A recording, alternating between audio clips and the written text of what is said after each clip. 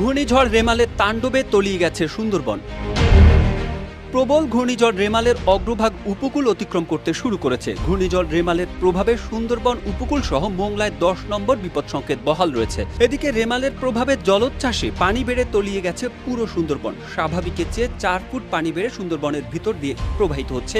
আবহাওয়ার পূর্বাভাসে বলা হয়েছে পানির চাপ আরও বাড়তে পারে। ঘূর্ণিঝড় কেন্দ্রের বাতাসের গতিবেগ ঘন্টায় 90 কিলোমিটার, যা 120 কিলোমিটার পর্যন্ত বৃদ্ধি পাচ্ছে। এই অবস্থায় ঘূর্ণিঝড় কেন্দ্র উপকূল অতিক্রম করতে 3 থেকে 4 ঘন্টা লাগতে পারে। এ সময় উপকূলীয় জেলা খুলনা, সাতক্ষীরা, বাগেরহাট, পিরোজপুর, ঝালকাঠি, বরগুনা, বরিশাল, ভোলা, পটুয়াখালী, নোয়াখালী, ফেনী সহ অন্যান্য জেলায় 4 ঘন্টা যাবৎ তাণ্ডব চালাবে রেমাল। আবহাওয়া অধিদপ্তরের সর্বশেষ বিজ্ঞপ্তিতে বলা হয়,